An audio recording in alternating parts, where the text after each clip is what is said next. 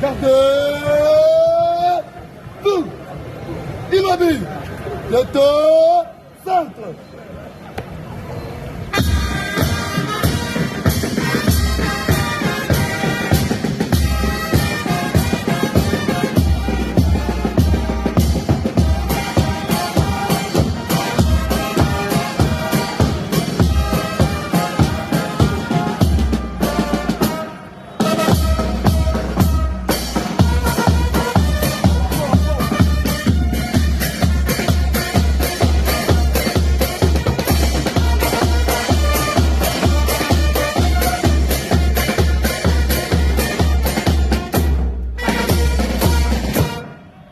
Son Excellence, Monsieur l'inspecteur général des finances, chef de service, à l'occasion de l'échange.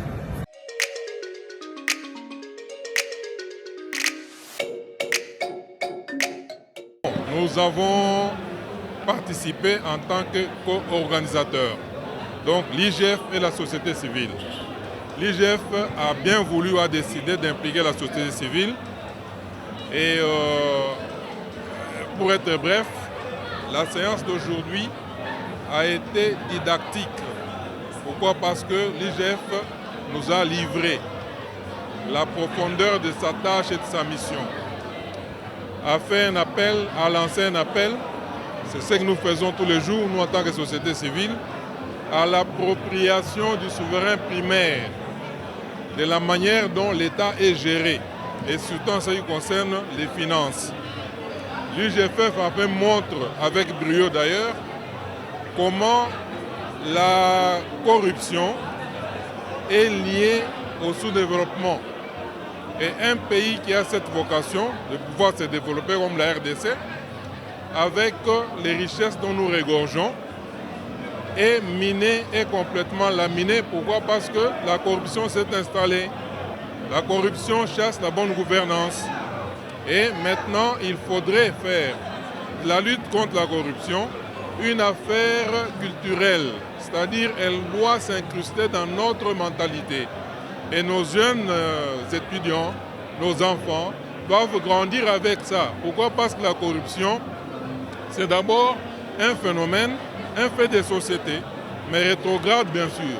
Mais lorsqu'on ne sait pas la combattre, parce qu'elle se déroule à tous les niveaux et au vu de tout le monde.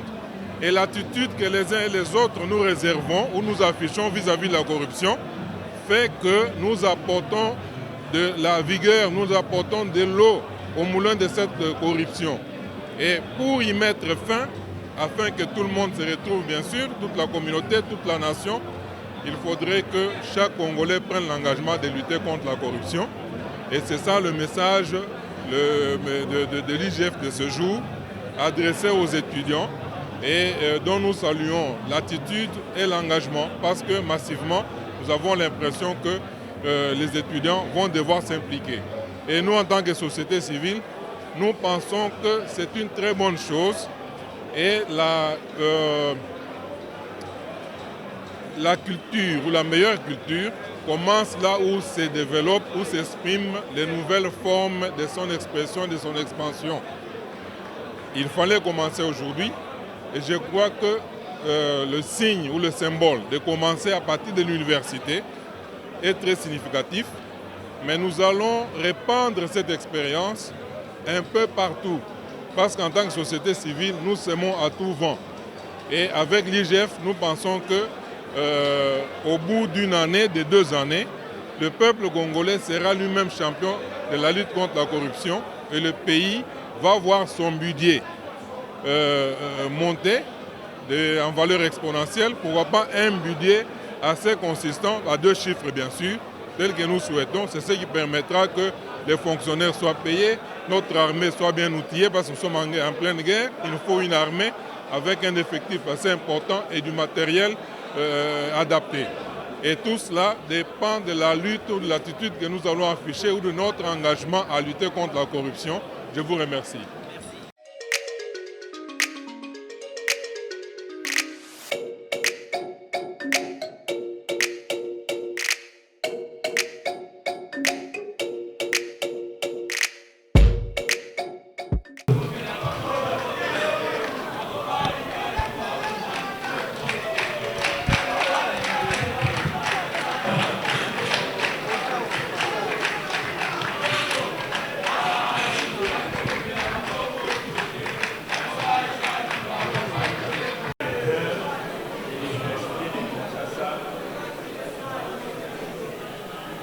Très chers professeurs de l'Université de Kinshasa,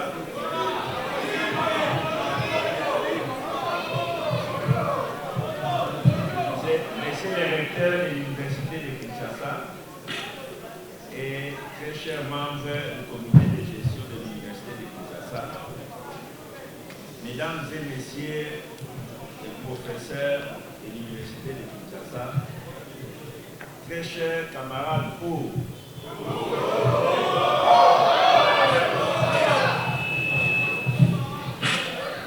c'est pour nous une très grande joie d'échanger ce jour avec la communauté estudiantine sur la lutte contre la corruption déclenchée dans notre pays.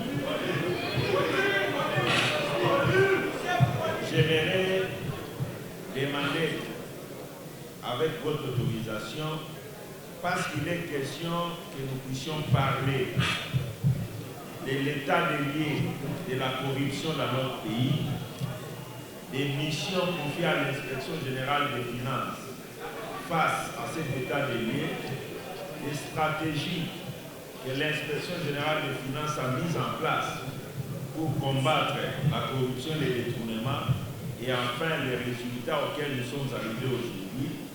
Je voudrais solliciter votre intelligence pour que, dans le temps imparti à l'Inspection générale des finances, que l'inspecteur général, chef de service adjoint avec qui nous dirigeons l'Inspection générale des finances, M. Victor Batoubenga Pandamali,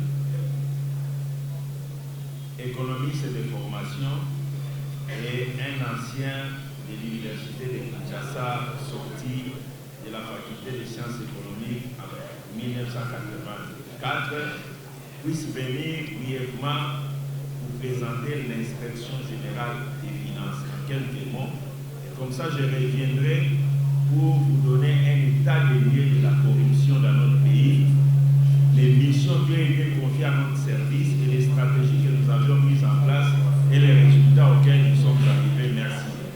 De parler après tant d'orateurs aussi éloquents qui ont parlé de la corruption et des détournements des deniers publics. Vous avez suivi l'intervention de l'inspecteur général chef de service adjoint sur l'inspection générale des finances, et je voudrais vous dire en termes simplifiés que l'inspection générale des finances, un service qui relève de l'autorité directe du chef de l'État, a reçu la mission de surveiller toutes les opérations financières de l'État.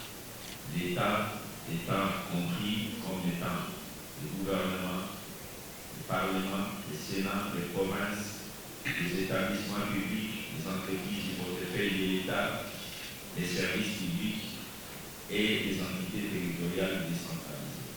Voilà brièvement la mission que nous avions de surveiller toutes les opérations financières de l'État et de nous assurer qu'il y a régularité.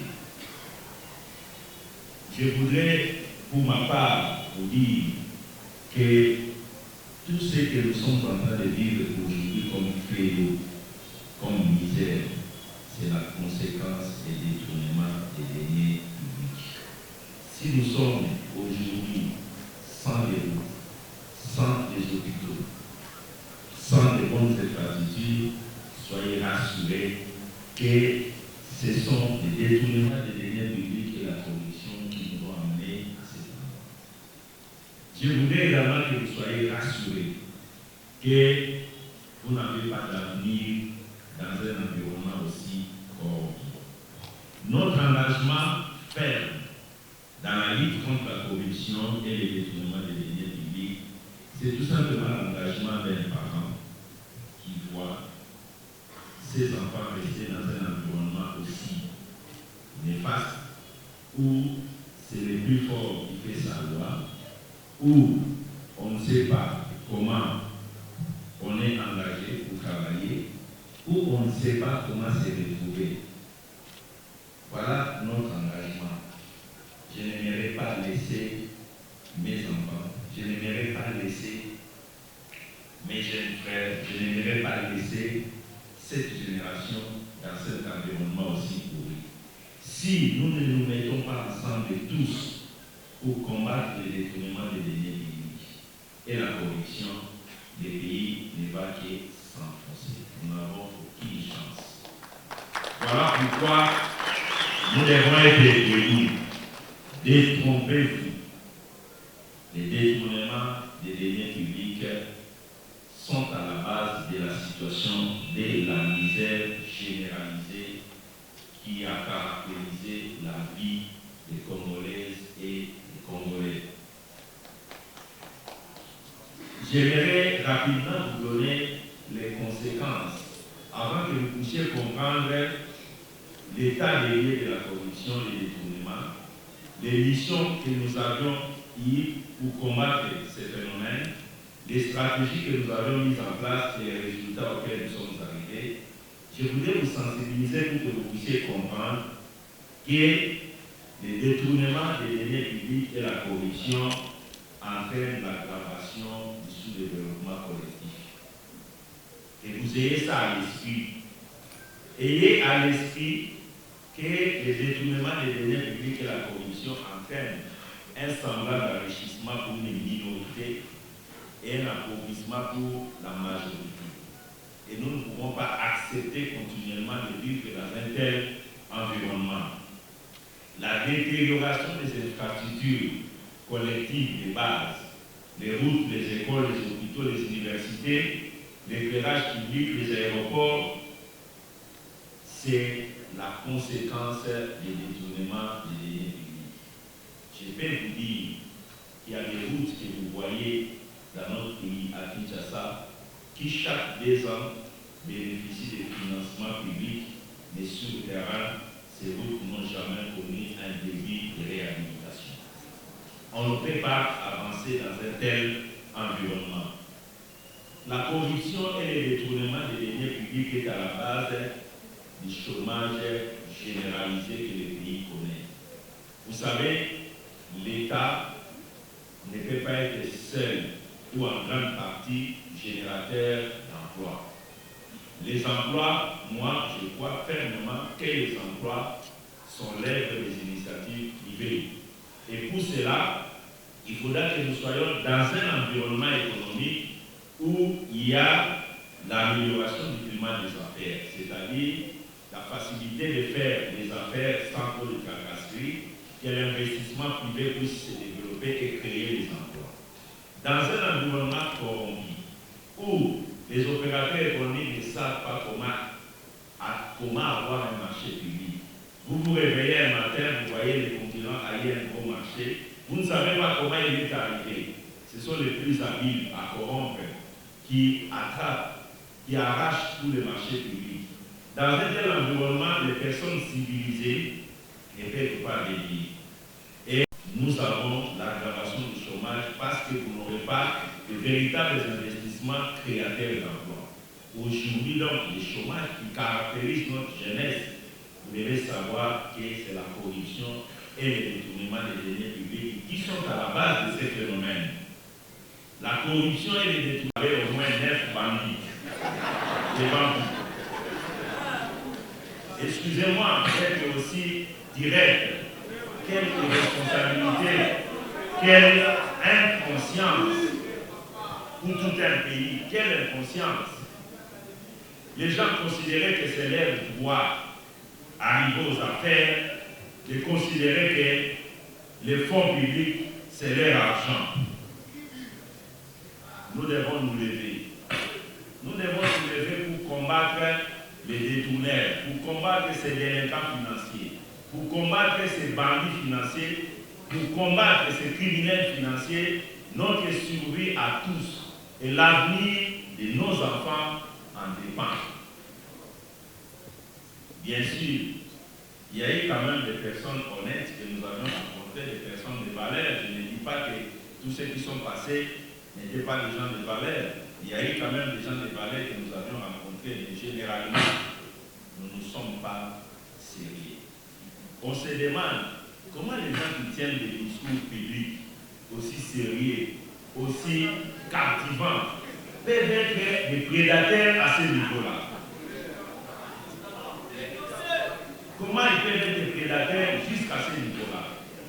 Vous savez, je vous ai dit, pour combattre les détournements et la corruption, il faut disposer des valeurs. Il ne faut pas suivre les discours, il faut disposer des valeurs.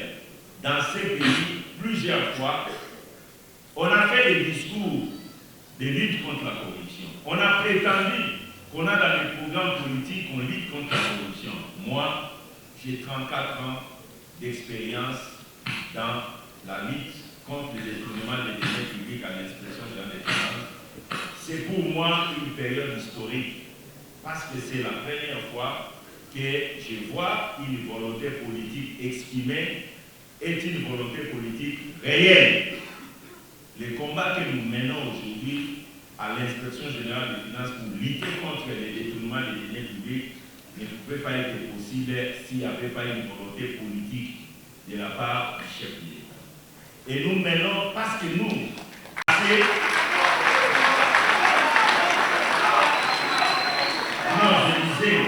le combat que nous menons aujourd'hui ne pouvait pas être possible, ni était la volonté politique du chef de l'État. Nous allons placer 9 milliards, vous avez au moins 3 milliards destinés à la paye des fonctionnaires de l'État. Et il y a 1 milliard qui reste pour l'investissement et pour le fonctionnement. Et si vous intégrez la traçabilité de la dépense publique de 20%, ça veut dire sur les 1 milliard qui reste, les gens prenaient 800 millions, et de ces 200 millions qui restaient pour l'ensemble de la République, pour faire les routes, pour faire les écoles, et pour faire fonctionner l'État. Voilà un peu la situation. Comment voulez-vous que vous puissiez vous développer? Comment voulez-vous avoir des routes, des hôpitaux, des écoles dans cet environnement? 200 millions pour l'ensemble des 26 provinces de la République démocratique du Congo. Qu'est-ce que vous allez faire? Je vous donne ces éléments pour que vous puissiez comprendre l'état des lieux de la corruption dans notre pays, qui est un phénomène endémique, un phénomène qu'il faut à tout prix combattre. Et face à cet état des lieux, il y a des missions en 2020 qui ont été confiées à l'inspection générale des finances, avec les autres services appelés à lutter contre la corruption et les détournements. Lorsque nous constatons des dérapages dans le cadre de la gestion publique, nous appliquons la fermeté en déférant les personnes concernées devant la justice. Il y a des gens que nous avons décidé d'arrêter sur place parce que nous en avons compétence. Lorsqu'il y a flagrance en matière de détournement des deniers publics, nous vous arrêtons sur le champ. Nous vous amenons nous-mêmes, membres militaires, devant l'officier du ministère public. Il fallait cette fermeté, rétablir l'autorité de l'État en matière de contrôle. Il ne faut pas être un inspecteur comme on voit à Copal. Vous êtes là, les gens n'ont pas peur de contrôle. On doit avoir peur de contrôle. C'est ce que nous avons voulu pour petit à petit remettre de l'ordre. Et face aux missions qui nous avaient été confiées, nous avons arrêté la direction de l'inspection générale des finances des stratégies. Comment arriver à remplir toutes ces missions? La première, rapidement, nous avons travaillé pour la mobilisation des ressources humaines internes. Vous savez, vous ne pouvez pas aller dans ces combats lorsque vous n'avez pas de personnes, des inspecteurs internes. Ce sont les mêmes inspecteurs qui hier ont accompagné la fédération. Il fallait maintenant les formater à un nouvel esprit. C'est ça le travail qu'on devait faire. Nous avons en interne commencé à travailler en disant, à un moment donné, il faut un soupçon d'orgueil. À un moment donné, il faut savoir arrêter. À un moment donné, il faut savoir dire, maintenant peut-être c'est le temps que j'accompagne, que je donne le meilleur de moi-même pour mon pays. Nous allons commencer à travailler en interne, en moralisant, en suscitant des valeurs qui sont capables de lutter contre le détournement et la corruption dans les finances publiques. Et par là aussi, je ne manquerai pas de dire, non pas seulement qu'il fallait inculquer les valeurs, mais il fallait également appliquer les principes. Un minimum de confort assure la vertu. Parce qu'il est impensable, illusoire, de confier la mission de lutter contre la corruption à des gens totalement dépourvus. Ne pensez pas que c'est le confort qui lutte contre la corruption. Non. Les personnes les plus corrompues sont les personnes qui ont beaucoup plus d'argent. Plus ils ont de l'argent, plus ils sont corrompus. D'ailleurs, il est fort, comme je vous ai dit, comme en concurrence. Il faut beaucoup détourner pour qu'on ait la considération. Des personnes que vous voyez avoir beaucoup d'argent, ce sont les mêmes personnes qui sont les plus corrompues. Donc, je disais, nous allons travailler à l'interne pour mobiliser nos ressources, les mettre à l'abri des moyens, des besoins élémentaires, les conditionner moralement pour que nous allions en guerre. La plus grande arme que vous devez disposer pour lutter contre la corruption et le détournement, ce sont des valeurs. Parce que la corruption et le détournement font partie des anti-valeurs. Des valeurs. Il faut avoir des valeurs. Et vous devez cultiver des valeurs maintenant. Je vais vous choquer, je vais vous dire, moi j'étais enseignant au niveau, j'ai enseigné au collège Saint-Raphaël. Déjà à l'époque, je ne comprenais pas comment moi, je suis en train d'enseigner, j'ai 25, j'ai 30 ans, je suis en train d'enseigner une élève qui a 18 ans, 17 ans, ils vont me donner $20 pour qu'il puisse avoir les choses. Je ne comprenais pas. Et je disais, c'est la chose la plus sale que moi je peux faire. Comment je peux demander de l'argent à un élève qui est désengagement a accompli de grandes choses dans la lutte contre la prédation financière. Voilà pourquoi nous, étudiants de l'Université de Kinshasa, avec la représentation de tous les étudiants du Congo, avons estimé patriotique de reconnaître votre travail exceptionnel. C'est ainsi que nous avons bien voulu vous décerner un prix dénommé Grand Prix de meilleur artisan de la bonne gouvernance et de la lutte contre la corruption et le détournement en République démocratique du Congo. Car vous êtes un acteur incontournable. Il faut voir à travers cet acte les encouragements de tous les étudiants de l'Université de Kinshasa que je dirige. Il me charge de vous dire, vous n'avez pas le droit à décevoir cette population. Je répète, vous n'avez pas le droit de décevoir la population congolaise. Cependant, cette lutte est tributaire d'une volonté politique soutenue dont fait preuve aujourd'hui le président de la République, chef de l'État, grand chancelier des instituts supérieurs et universités congolaises. J'ai cité son Excellence Félix Antoine Tshisekedi Tshilombo, à qui nous pouvons également rendre hommage en lui dédiant le grand prix de meilleur garant de la bonne gouvernance et de la lutte contre le détournement en République démocratique du Congo. J'appelle ici à cette développement grand. Alors grand, je répète, dans l'État qui lutte jour et nuit contre la corruption et le détournement des deniers publics. Je cite Monsieur Excellence chef de l'État, Félix Antoine Tshisekedi Tshilombo, à qui vous donnerez certainement ces prix que nous vous remettons en son nom. J'ai dit que je vous remercie.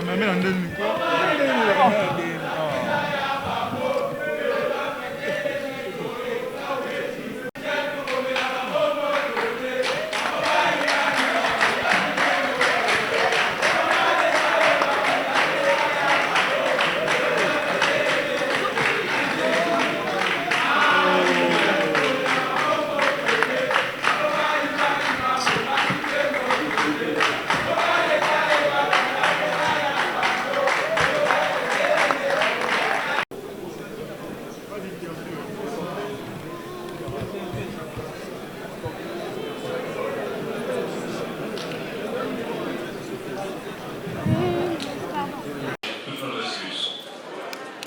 Monsieur l'inspecteur général des finances,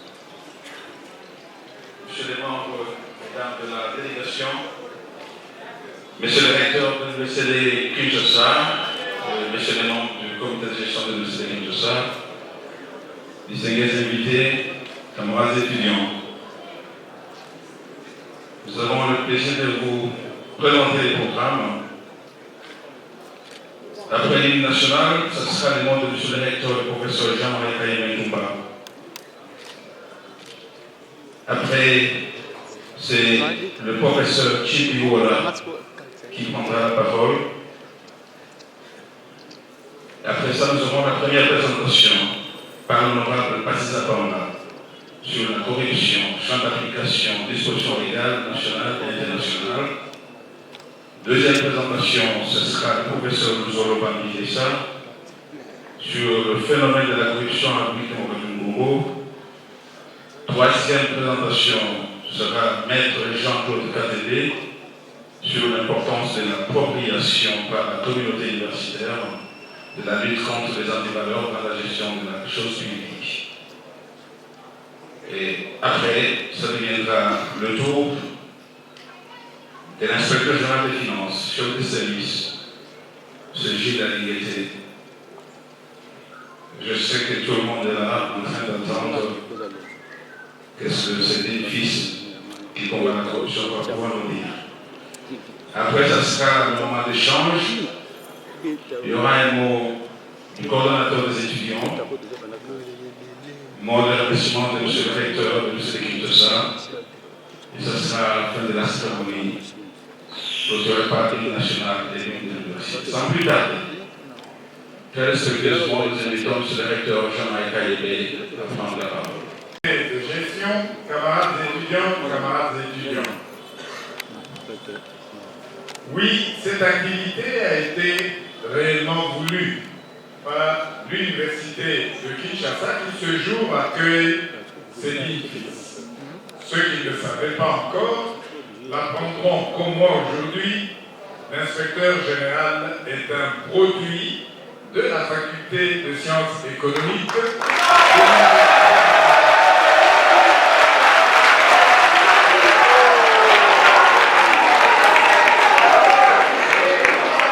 Je vais vous dire ce qu'il ne m'a pas autorisé de dire. Mais il nous a décrit tout à l'heure, pendant la petite séance de travail de mise en condition, il nous a dit qu'il était ému de retrouver son alma mater et a promis surtout de ne ménager aucun effort pour restituer à cette mère, aujourd'hui éplorée, ce qu'elle lui a donné il y a quelques années. C'est pour vous dire, l'université de Kinshasa croit en l'éthique. Et croire en l'éthique, c'est voir à quel travail se voue aujourd'hui un de ces édifices. Le secrétaire général académique, en introduisant, a dit « Tout le monde attend d'écouter toutes les interventions », notamment le fondateur de Kuluna en cravate, dans le sens de les dénoncer, attention, mais également la société civile qui s'emploie à promouvoir les grandes valeurs, la rigueur, l'excellence, mais aussi, surtout, la déontologie dans nos pratiques. Évidemment, l'inspecteur général qui va nous parler de l'importance de gérer, gouverner différemment. C'est à la fin, au moment des remerciements, que nous lui ferons remarquer ce qu'il aura certainement déjà remarqué dans cette salle. Je vous invite donc tous à vous joindre au comité de gestion et dans des applaudissements frénétiques accueillir ceux qui viennent aujourd'hui nous parler. De manière particulière, monsieur le recteur l'a dit tout à l'heure, permettez-moi de revenir pour souhaiter un bon retour à la maison, à notre fils maison. L'ancien étudiant de notre faculté des sciences économiques, ça a été dit, promotion 88, Jules Alinguete Kay. C'est ainsi que m'a conseillé mon beau-père de prononcer. Actuellement inspecteur général des finances et initiateur de cet échange citoyen de l'inspection générale des finances. Il m'a été demandé de procéder à un cadrage très brièvement scientifique de notre festin du questionnement, notre festin de la recherche de cette outil. J'aurais dû, comme de coutume, partir de l'existant empirique du phénomène de corruption, ces fléaux qui gangrènent notre société, comme l'ont encore affirmé les organisations de la société civile lors de leur dernier atelier en mars dernier, pour progresser méthodologiquement vers les hauteurs conceptuelles, théoriques, paradigmatiques et épistémologiques de ce phénomène très complexe, multifacette et pluridimensionnel. Une telle approche risquerait peut-être d'ennuyer nos visiteurs. On se perd souvent en conjecture quant aux raisons profondes du sous-développement de notre pays. Les interventions des orateurs de ce jour permettront sans doute de s'en faire une idée précise. La corruption, la prédation en est la racine principale. La corruption revêt de déguisements infinis. Nous allons le voir, une minorité de filles et fils de ce pays s'est engagée dans le combat contre ce fléau, contre cette puissance du mal. Mais les résultats de cette lutte acharnée arrivent lentement. Or, nous devons urgemment, prioritairement libérer notre société de toute forme de la corruption si nous voulons finalement accéder au développement du pays. Honorables, chers IGF, mesdames et messieurs, vous avez bien fait de monter ici pour cet échange citoyen. Le démon de la corruption est puissant. Tout comme dans les Saintes Écritures, les livres de sagesse, certains démons nécessitent de formes particulières et renforcer des contre-puissances pour être chassés. Cette colline inspirée, campus de l'Université de Kinshasa, est le siège de la sagesse congolaise. Cette université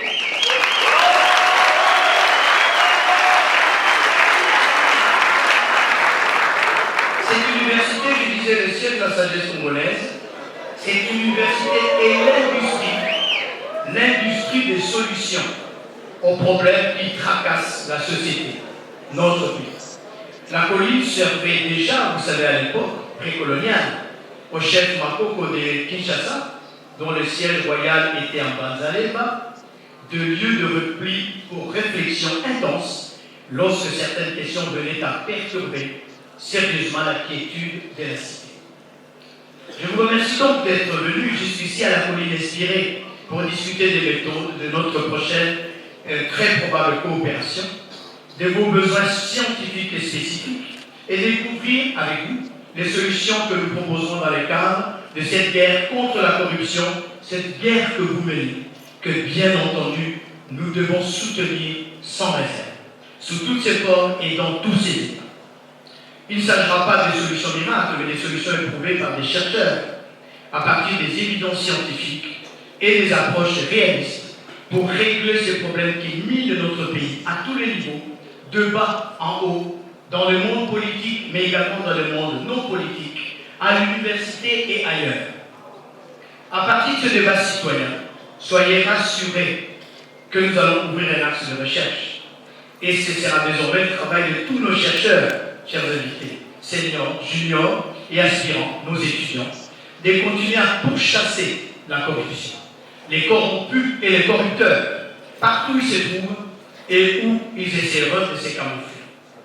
Honorables, chers IGF, Professeurs, mesdames et messieurs, le projet de recherche que nous vous proposons sera construit avec votre soutien, sur la base de vos demandes et pour résoudre l'angoisse existentielle de notre société.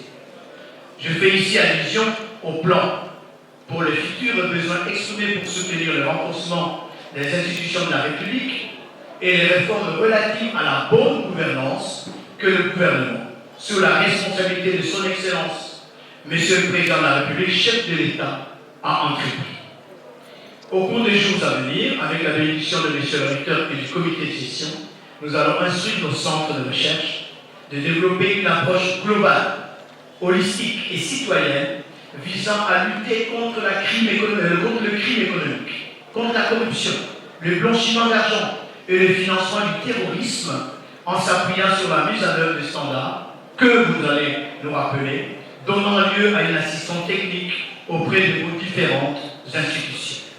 Oui, la science est toujours objective, mais elle ne peut plus, elle ne doit plus être neutre. Il nous faut une science au service du bien-être et du développement de la société congolaise. Plus original encore, lorsque les évidences scientifiques sont établies et dans le respect strict des normes de l'écriture scientifique et la rigueur méthodologique, nos chercheurs publieront les résultats de travaux et ainsi graveront pour les générations futures les récits de vie sur la corruption et ses effets délétères sur l'état du Congo, notre pays. Tous ces fonctionnaires et usagers de services publics qui se comportent, pour citer un de nos chercheurs ici présents dans la salle, comme des antivirus corrompus que répandent dans les systèmes nerveux de l'état des germes vampirisateurs, doivent noter que le temps où ils se comportaient comme des braconniers affectés garde du parc ou alors des Kouloulins affectés à la garde citoyenne, ces temps-là, disais-je, est revenu. Je termine. En matière de recherche appliquée et proposition de solutions dans le cadre de la lutte contre la corruption, les registres de l'offre de l'UNIKIL couvrent aussi bien la compréhension du phénomène, la lutte contre la corruption et les sanctions appropriées. Que ceux qui sont dans le chemin de la corruption y renoncent par le feu de la sanction, disait Luzo Lobambi, autrement identifié Monsieur Anticorruption.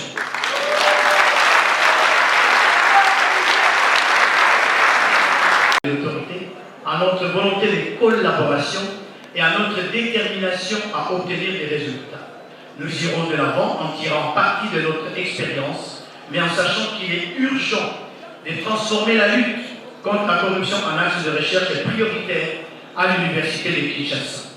À l'issue de cet atelier, nous devrions donc être en mesure de convenir des différentes activités susceptibles de soutenir ce qui nous sera proposé tout à l'heure et d'être susceptibles d'être réalisées, d'être matérialisées dès le second semestre de cette année académique. Je vous remercie.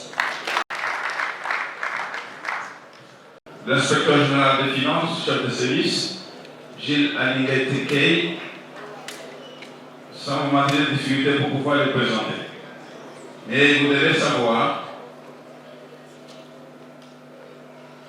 c'est un ancien conseiller principal du Premier ministre, ancien du travail à l'économie nationale, et il a l'autre responsabilité de contrôler la mobilisation de recettes publiques. Il a la mission d'implémenter la bonne gouvernance publique. Il a dans cette attribution le contrôle de toutes les opérations financières de l'État en dépenses comme en recettes du pouvoir central des provinces et en entité décentralisée des établissements publics, des services publics, des entreprises portefeuilles de l'État. Il a encore demandé à ses vaillants fils de veiller à la bonne application de lois et règlements en matière de biens et de finances publiques. On demande encore qu'il puisse uniformiser les méthodes de travail dans l'administration publique et coordonner les outils internes du gouvernement, etc. C'est pourquoi il était ici. Sous vos applaudissements, s'il vous plaît. Et sans plus tarder, nous allons pouvoir accorder la parole à l'honorable Paziza Komba, qui va aborder la thématique sur la corruption, champ d'application, dispositions légales nationales et internationales, Honorable, vous avez 15 minutes. Monsieur le recteur de l'Université de Kinshasa, Mesdames et Messieurs les membres du comité de gestion, chers professeurs, camarades étudiants, chers invités à vos titres et qualités respectifs, au cours de cet échange citoyen spécial organisé par l'Inspection générale des finances en collaboration avec la société civile, lesquelles a pour thème la lutte contre la corruption et les détournements de deniers publics, garantie de la bonne gouvernance et gage du développement de la RDC, il nous a été demandé d'aborder les aspects relatifs au champ d'application, dispositions légales nationales et internationales. Mais avant d'aborder cet aspect législatif, retenons d'abord que la corruption et le détournement sont la source principale de la pauvreté que vit le peuple congolais. Il ne s'agit pas seulement de la pauvreté matérielle, mais c'est d'abord une pauvreté d'esprit, une pauvreté mentale qui animalise l'homme, la vie et les pousse à tout le comportement belliqueux que nous déplorons aujourd'hui dans le chef des élites congolaises. La corruption et le détournement de deniers publics nuisent à l'état de droit et entraînent un gaspillage de compétences et de ressources. Ils privent aux citoyens leur souveraineté et les droits de jouir de richesses nationales, article 58 de la Constitution, alors que cette même Constitution prévoit des devoirs et des obligations des dirigeants de protéger les biens et les intérêts publics et de remplir loyalement leurs obligations. La corruption donc et le détournement sont des phénomènes qui touchent chaque citoyen. Ils sont partout, à l'église, dans l'entreprise, publique ou privée, à l'université, au Parlement, à la présidence de la République, partout. Donc, nous tous, dans cette salle, sommes tous concernés par cette pourriture, cette dépravation ou cette perversion. Pourtant, la Constitution de la RDC, en son article 5, nous rappelle que la souveraineté nationale appartient au peuple congolais. Et l'article 24 de cette même Constitution précise que toute personne a droit à l'information et que les Congolais ont le droit de jouir des richesses nationales. L'État donc a le devoir de les redistribuer équitablement et de garantir le droit au développement. Or, la corruption et le détournement des deniers publics mettent en mal ces droits de jouissance et de développement. Elle est omniprésente là où règne la mauvaise gouvernance. La corruption s'installe allègrement partout où le cadre juridique est flou, là où le système judiciaire est non transparent et inadéquat, mais aussi là où les dirigeants sont moins intègres et irresponsables. C'est pourquoi les luttes doivent se mettre au premier rang pour le combat contre les antivaleurs afin d'assurer un développement humain et économique harmonieux pour les générations futures. Et pour mieux participer à ces combats et au regard du temps nous imparti, nous échangeons très rapidement avec vous autour de quelques dispositions légales, nationales et internationales. Sur le plan national, au premier plan figure le décret du du 30 janvier 1940 portant Code pénal congolais tel que modifié et complété à ce jour. Ce décret a été mis à jour par la loi numéro 05 par 006 du 29 mars 2005 par l'intégration au droit interne de dispositions du protocole contre la corruption de la SADC et de la Convention de l'Union africaine de 2003. Il se fait que ces cadres législatifs s'avèrent inadaptés face à la montée de la criminalité nationale et internationale et au comportement de prédateurs. Mais en marge de ce décret, d'autres textes ont été mis sur pied dans le cadre de différentes réformes annoncées par les pays pour améliorer le climat des affaires. Il s'agit de la loi portant code des investissements, la loi portant code minier, celle ayant trait au code forestier, les décrets-lois portant code de conduite de l'agent public de l'État, les décrets portant organisation, fonctionnement de l'Observatoire du code éthique professionnel, OCEP en sigle, les décrets modifiant et complétant l'ordonnance numéro 87-323 portant création de l'inspection générale des finances, la loi portant lutte contre le blanchiment des capitaux et le financement du terrorisme, la loi modifiant et complétant les décrets du 30 janvier 1940 portant Code pénal congolais, la loi modifiant et complétant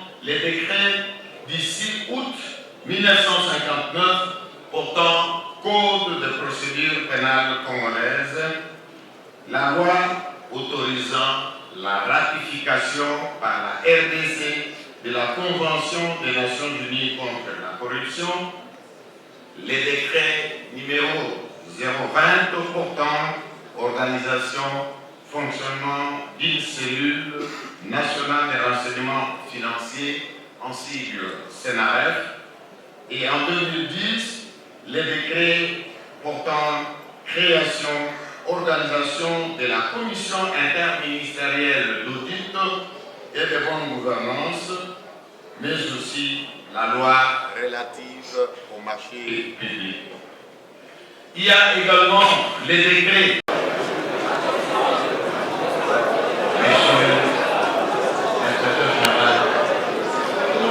Est-ce que vous avez autant de points à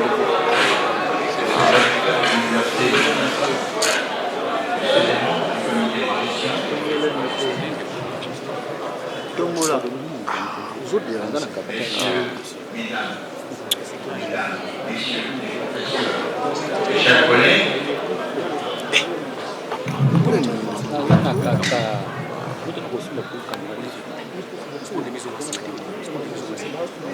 mesdemoiselles, messieurs les étudiants, mesdames et messieurs, distingués invités, en vos titres égalité respectée. Je remercie Monsieur le recteur pour nous avoir offert ce cadre qui est un cadre naturel d'échange, de partage de savoir sur une question d'intérêt commun et qui touche sensiblement à notre vie et à notre quotidien.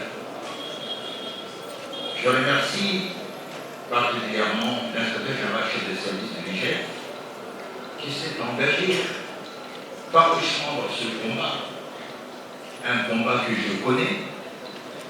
C'est pourquoi j'ai le mérite de pouvoir évaluer son action et l'encourager publiquement, et surtout pour l'initiative de cet échange citoyen qui nous est offert aujourd'hui. Messieurs les recteurs, mesdames et messieurs les professeurs, nous sommes à l'université, dans cette même salle où, au départ étudiant, un jour, messieurs les recteurs, nous avons été proclamés qui licencié en droit, qui économiste, qui médecin,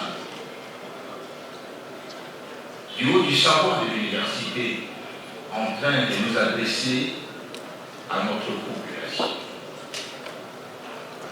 Quel est le sens de cette rencontre?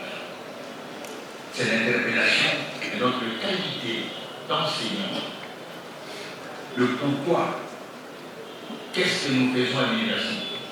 Quel est l'impact de notre métier d'enseignant sur le développement de notre pays?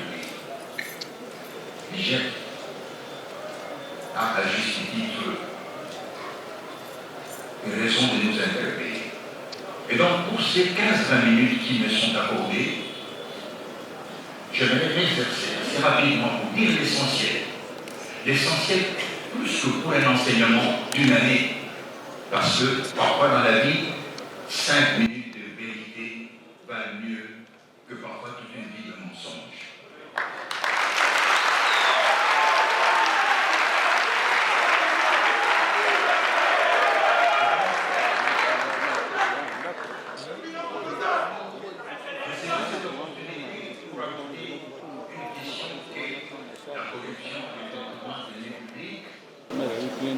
Garantie de bonne gouvernance, gage du développement.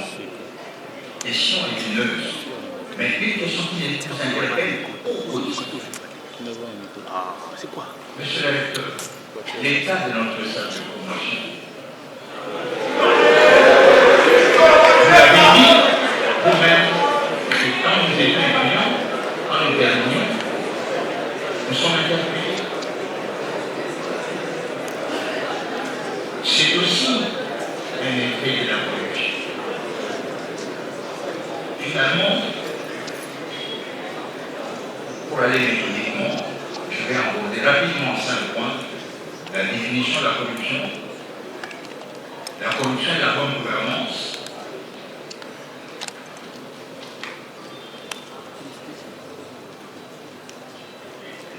la corruption et le développement,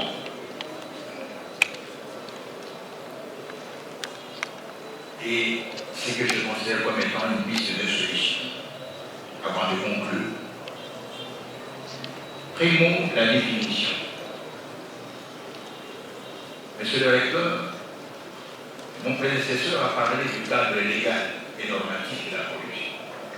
Je suis juriste. J'aurais pu m'intéresser à ce cadre. Mais il a bien conclu en disant qu'en dépit des textes, la corruption est là. Alors j'ai accepté de l'aborder et je préfère l'aborder comme un phénomène social. Le phénomène de la corruption. Alors pour définir ce phénomène, j'interroge tout le monde. Qui n'a jamais dîné avec la corruption dans la service?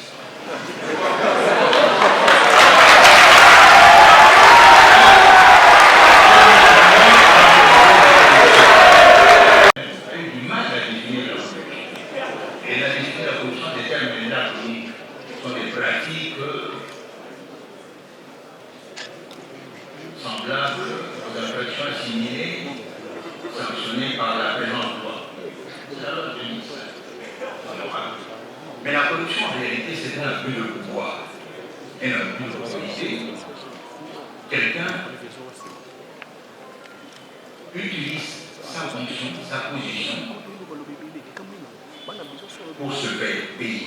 C'est un détournement de service public ou d'un service d'intérêt public à des fins personnelles. Corrompre, se faire corrompre, c'est un détournement. C'est un abus de pouvoir. Quelqu'un vend sa fonction pour octroyer un droit là où il ne fallait pas, ou s'abstient de prendre une décision là où il devait le faire, pour obtenir en récompense un gain personnel. C'est ça la corruption en tant que phénomène social. C'est pourquoi je dis, chacun de nous a déjà croisé d'une manière ou d'une autre la corruption. De cette définition, on peut se poser la question: quel est le rapport entre la corruption et la bonne gouvernance? Je ne suis pas économiste comme l'inspecteur général des services. Aussi victime de la corruption et des antivaleurs. Ça veut dire en d'autres termes que je voudrais faire un exercice un peu difficile, qui est celui de faire parler ma tête, mais aussi mon cœur. Parce que je voudrais que ma communication de tout à l'heure puisse porter quelques fruits. En termes d'engagement particulièrement des étudiants et des étudiantes dans la lutte contre la corruption. Permettez-moi de vous dire que mon exposé va comporter 4 points importants. Le premier point va être axé sur la définition de certains concepts qui sont utilisés dans mon sujet. Le deuxième point va porter sur pourquoi l'étudiant doit-il s'impliquer dans la lutte contre la corruption et les détournements de l'argent public. Le troisième point, la nature de la contribution de l'étudiant à la lutte contre la corruption et les détournements de l'argent public. Et le dernier va être consacré à la conclusion.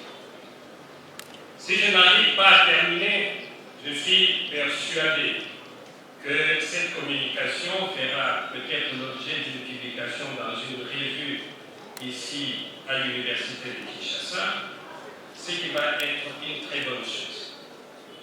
Alors, en termes de définition des concepts, je voudrais commencer par l'étudiant. Qu'est-ce que j'entends par étudiant? Je sais que les professeurs qui enseignent ici pourraient éventuellement développer des définitions plus savantes. Je voudrais tout simplement prendre une définition simple et citoyenne qui voudrait tout simplement dire que l'étudiant, c'est une personne qui poursuit ses études dans un établissement supérieur ou universitaire. Je voudrais aussi vous dire que ce n'est pas cette définition qui m'intéresse. C'est par contre le fait que l'étudiant étudie dans un milieu particulier. Et ce milieu particulier fait de l'étudiant une personne particulière. Dans le sens que dans le milieu universitaire, on peut vous empoisonner, et c'est la pratique dans notre pays, de plus en plus. On peut vous assassiner, comme on le voit dans d'autres pays.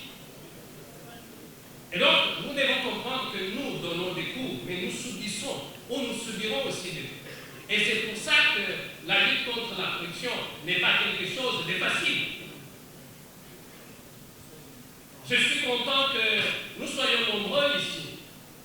Peut-être qu'à la fin de cette session, il y aura des hommes et des femmes qui vont s'engager pour la corruption. Mais est-ce qu'il vous est déjà arrivé d'être confronté à la corruption? Vous êtes un promoteur de la lutte contre la corruption, mais vous vous retrouvez un jour devant quelqu'un qui veut vous donner de l'argent pour avoir un droit que vous n'avez pas. Et entre-temps, vous avez 0 franc dans votre poche et on vous tend 5 000 $. Le combat commence d'abord à l'intérieur de vous-même. Je prends ou je ne prends pas.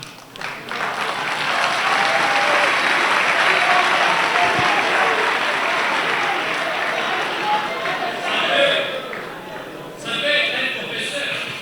Vous avez un enfant malade, mais il y a un étudiant qui n'a pas réussi, qui vous amène des $, parce qu'il doit recevoir des enfants. Le combat commence d'abord là. Si vous n'arrivez pas à remporter la victoire intérieurement, matériellement, vous ne pouvez pas. Vous allez commencer par votre enfant qui est malade et vous prendrez l'argent. Et dans cette salle ce matin, je suis convaincu qu'il y en a plusieurs qui sont tombés.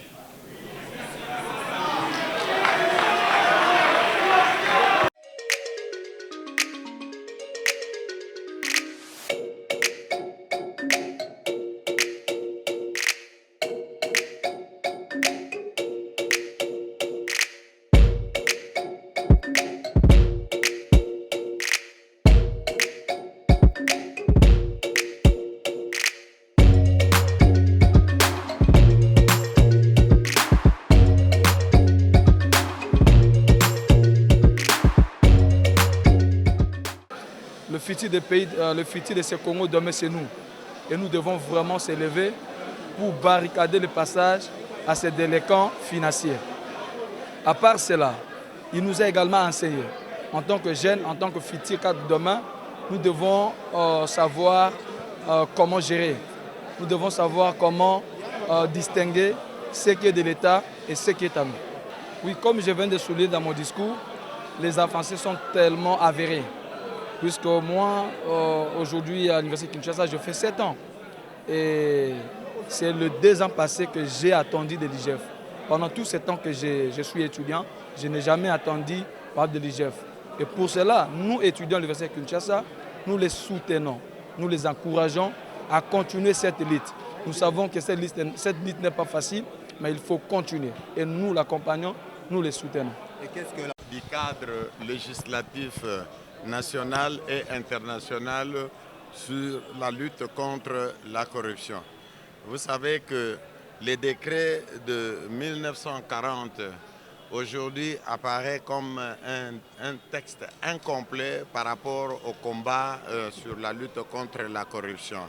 Et pour ce faire, la République démocratique du Congo a adhéré et ratifié des instruments juridiques internationaux comme le protocole de la SADC, de l'Union africaine sur la lutte contre la corruption, ainsi que la Convention des Nations Unies. Vous allez vous rendre directement compte qu'il faut que le peuple soit informé de la manière dont la chose publique est gérée. Et ici, en République démocratique du Congo, nous n'avons pas une loi sur l'accès à l'information. Également, les dénonciateurs doivent être protégés. En République démocratique du Congo, je pense que ce sont ce genre d'activités qui n'arrivent pas chaque année, qu'on puisse avoir des conférences, parler de la corruption au milieu universitaire. Vous voyez que chaque fois dans des corruptions, on parle du sida, de toutes ces histoires-là. Mais aujourd'hui, vraiment, j'ai apprécié parce que ça a été question de la corruption. L'inspecteur général, premièrement, j'ai vraiment aimé la façon dont il était franche avec les étudiants. Il a vraiment parlé, il nous a fait quand même avoir de l'espoir, de pouvoir croire encore que ces pays ont encore de l'avenir. Et j'appelle seulement à tous les étudiants de pouvoir accompagner ces programmes de l'IGF de lutter contre la corruption. Même au milieu étudiantin, si on fait face à des actes de corruption, il serait mieux pour chaque étudiant de pouvoir dénoncer. Donc je dirais que c'était vraiment une très bonne activité. Je pense que on doit planifier, réorganiser ça, pas seulement au milieu universitaire, même dans les quartiers, partout. Parler de la corruption partout, je pense que cela vraiment va participer au développement de la nation. Général, chef de service, nous, l'association des jeunes du quartier au commandement, nous avons entendu l'intervention de monsieur l'inspecteur général, chef de service, M. Jules Alinguet. Vraiment, il nous a parlé de l'importance de la corruption, raison pour laquelle tout le monde est censé dénoncer les antivalets. Il y a des criminels financiers, raison pour laquelle, là où vous travaillez, dénoncez-les afin que notre pays soit développé. Merci. Personnellement, na sepeli makasi na initiative Oyo, inspecteur général des finances, chef de service à Zui, na koya komona biso, kosola na biso na Oyo, inspection générale des finances ezo sala.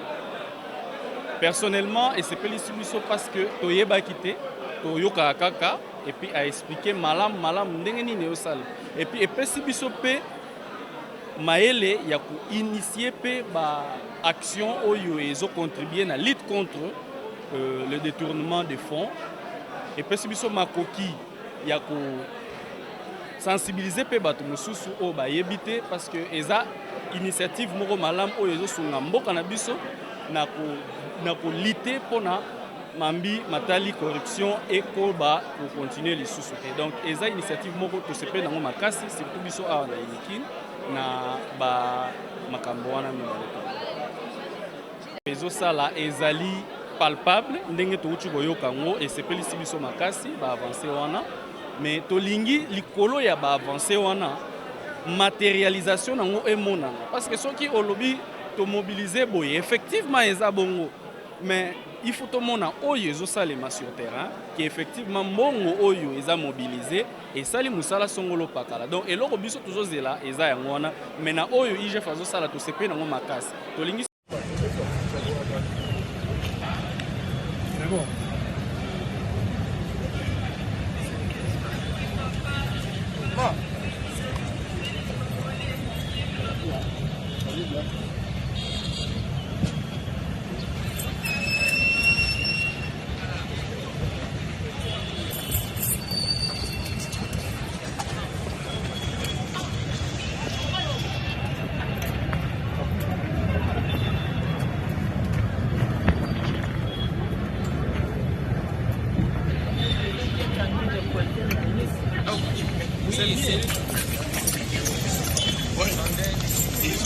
Monsieur le recteur,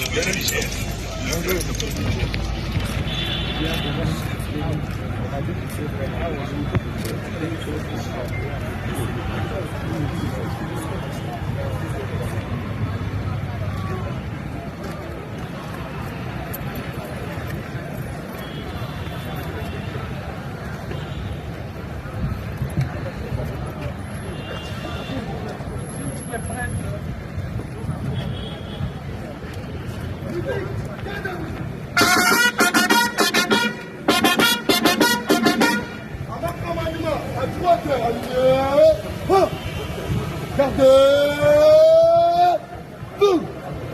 Immobile. Le dos. Centre.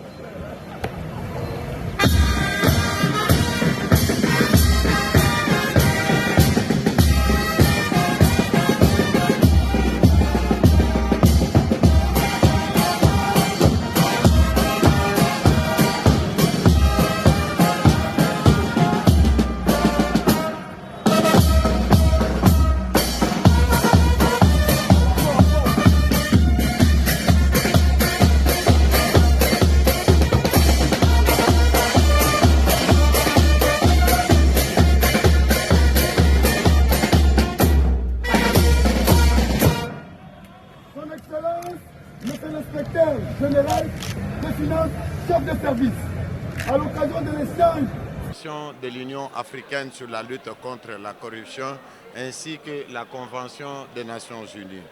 Vous allez vous rendre directement compte qu'il faut que le peuple soit informé de la manière dont la chose publique est gérée. Et ici, en République démocratique du Congo, nous n'avons pas une loi sur l'accès à l'information. Également, les dénonciateurs doivent être protégés. En République démocratique du Congo, nous... Africa cool, et abena cool, Africa cool, abena cool, le quoi cool matopi, cool. Et ça chaîne y a bien, et puis vous êtes très rapide, et ça très rapide, et ça chaîne mon co, bah quoi ça a bien confiance. En tout cas, nazo senga na bato oyo nanu ba souscrire te bazwa. Donc, et ça vraiment net oyo ba lobakaki, boka lelo, lamba lelo, lia lelo. Vous voulez le Congo pour que le Congo devienne cool? Pour suivre les cool analyses, alors revenez et abonnez-vous massivement. Massivement. Africa Cool, c'est la destination de prédilection pour une communication optimale. Longo Dianabino Mama.